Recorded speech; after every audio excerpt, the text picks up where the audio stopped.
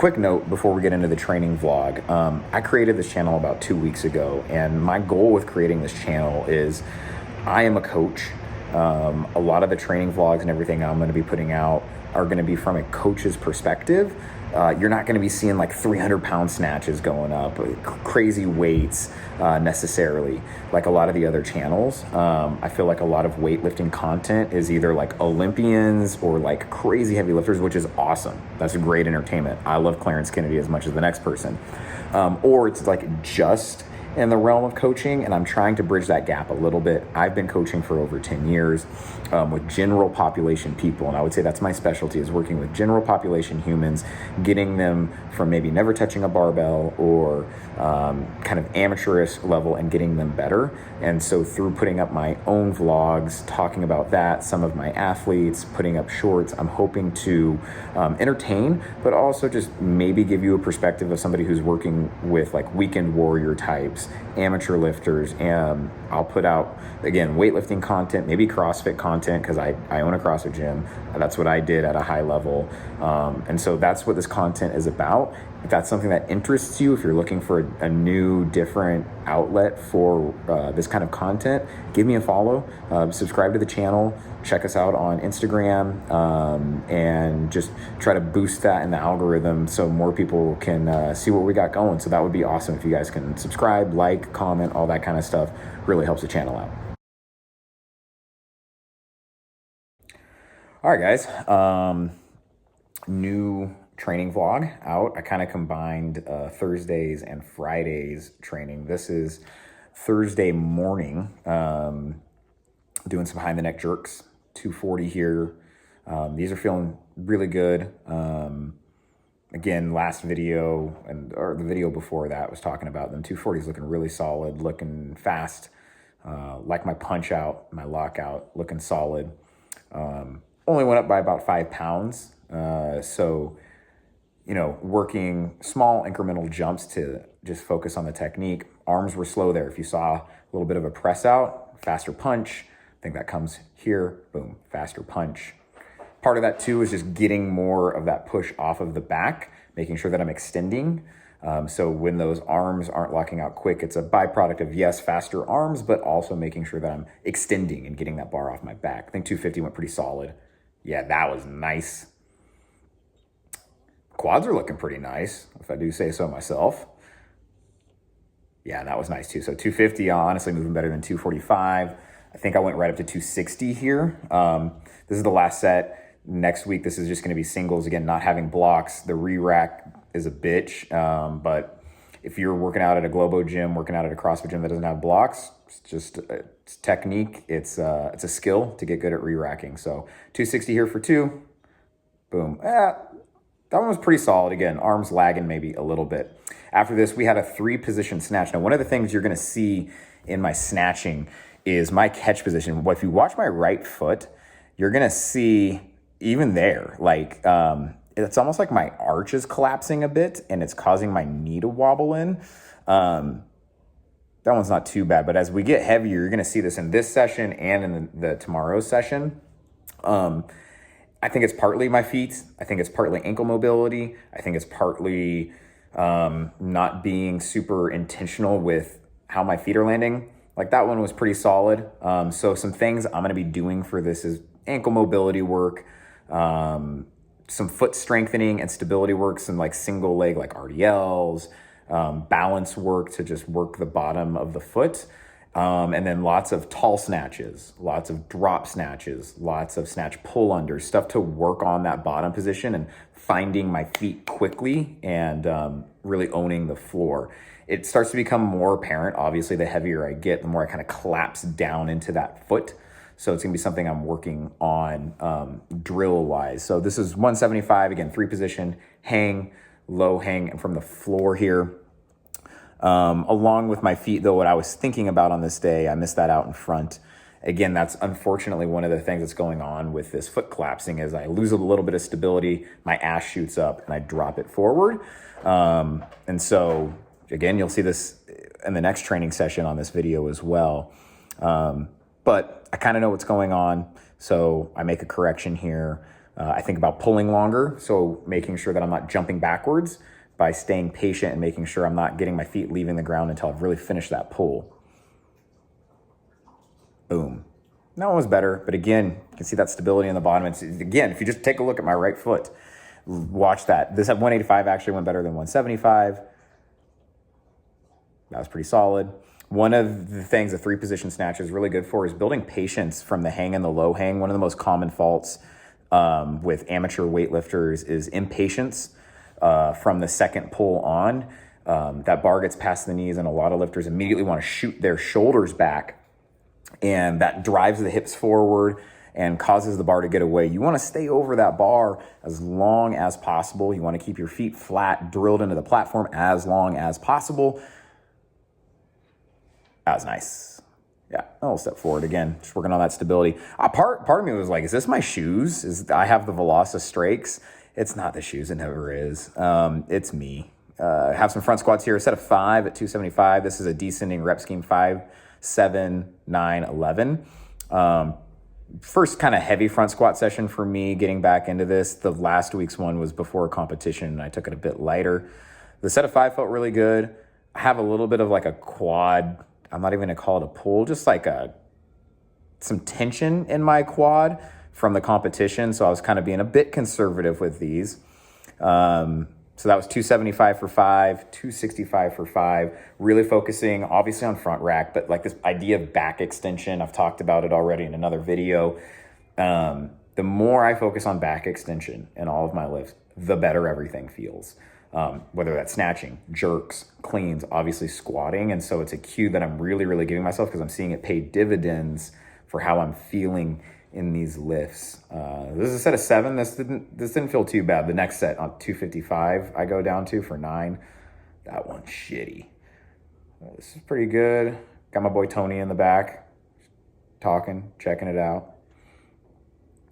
You can see I do a pretty decent job there, keeping my elbows up, keeping my chest up.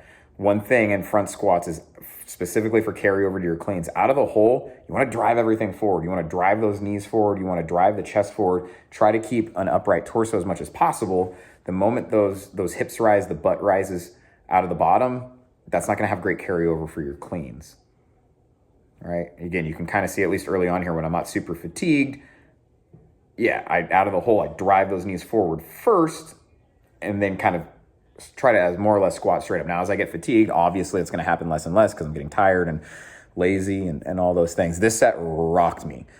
This is the set of 9. I was grunting.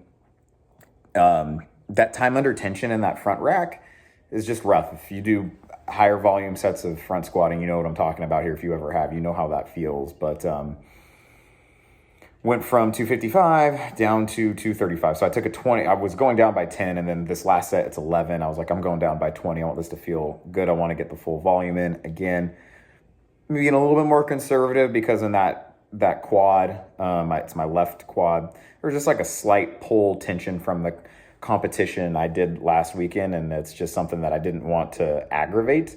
It feels great now. It feels fine. So it was just being a little bit conservative. You can see I'm getting fatigued here. My elbows are dropping a bit right out of the hole. Nothing crazy, but you can kind of see I have to re-drive them up. That's something that ideally the angle of those elbows wouldn't change from the descent to, from the eccentric to the concentric.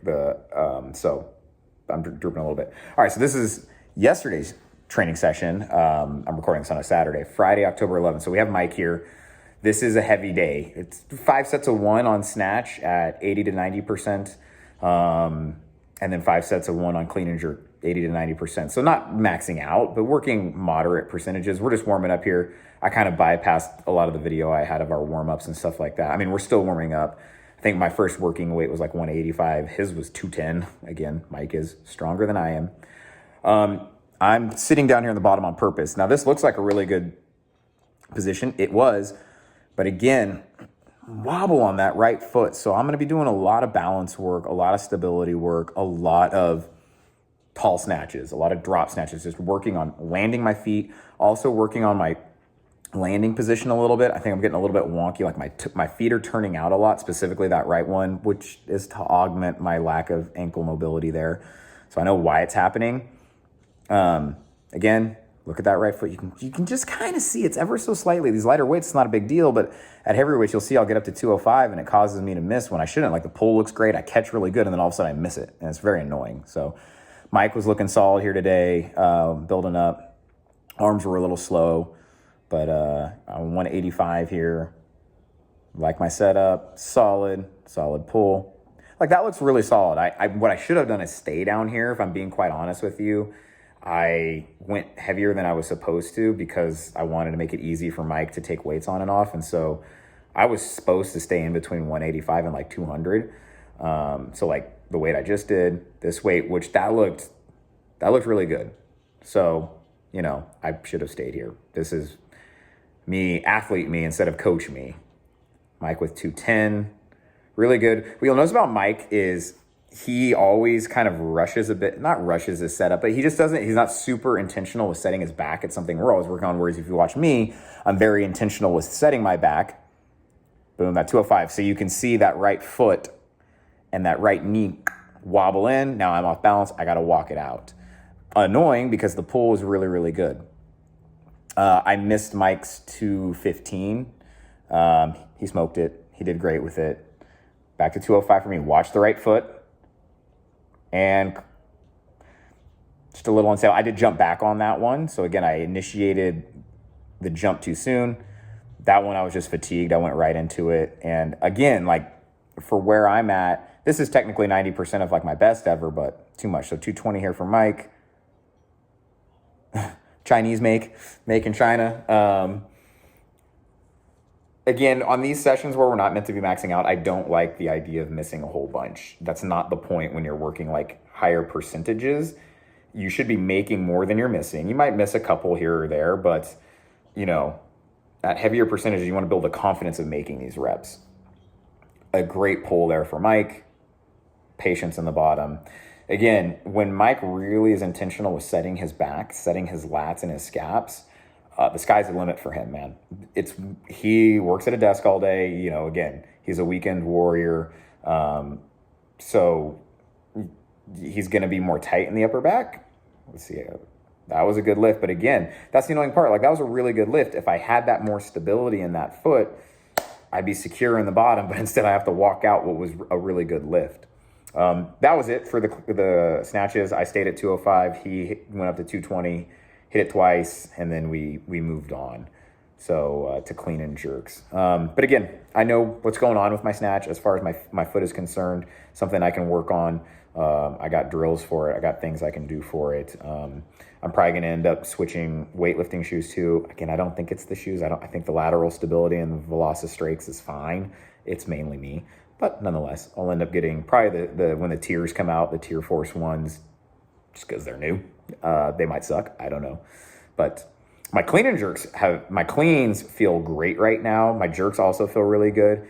Olympic weightlifting, it always feels like one of the lists feels great while the other one doesn't feel great. It's not that my snatches don't feel good. It's just that little foot thing I'm dealing with. So anyways, was excited for the clean and jerk session. Here we have 225 for Mike, just warming up. Again, his initial working weight was like 245, 250, and same with mine. 225 here.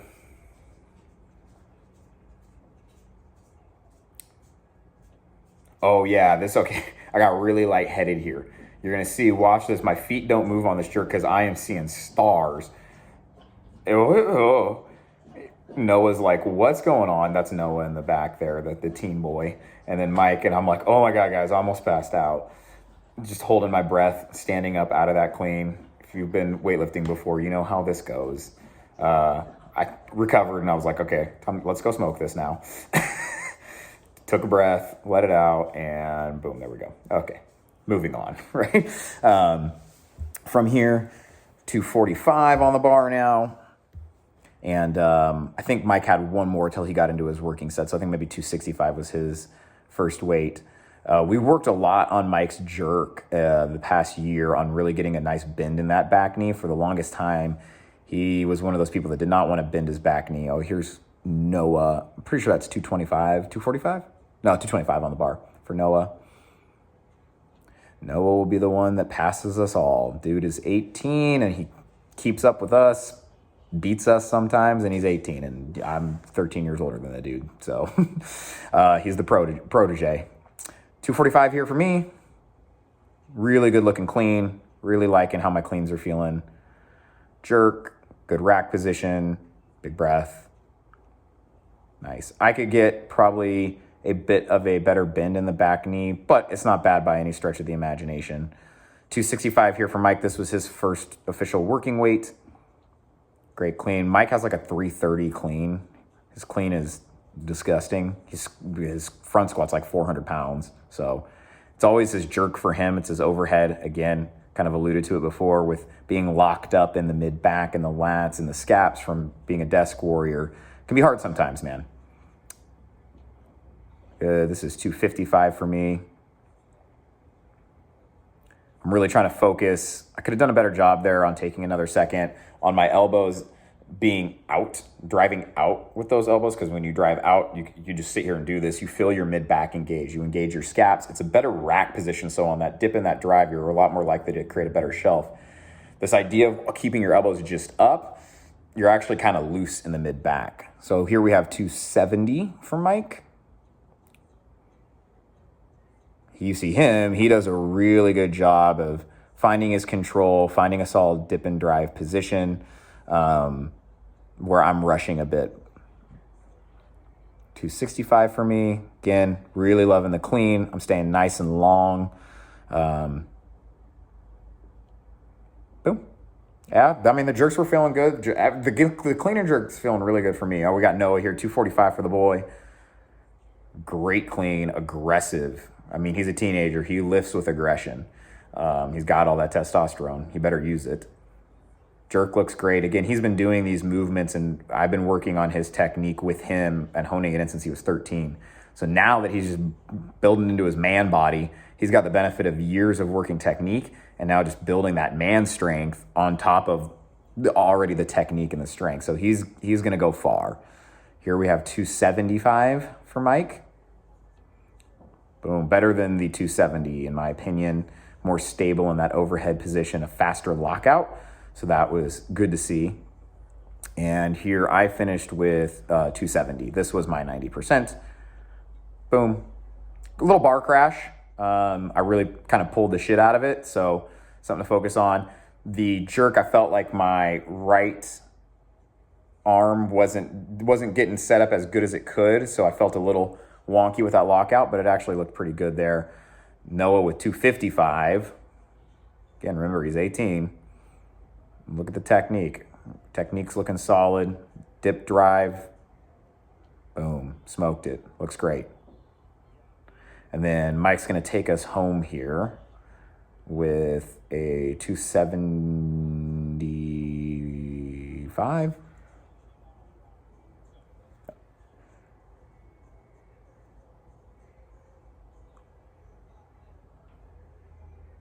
And again, solid.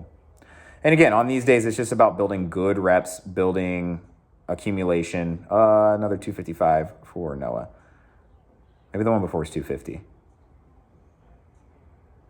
Noah's going to take us home. Here we go. Boom. Solid. So anyways, hope you guys enjoyed.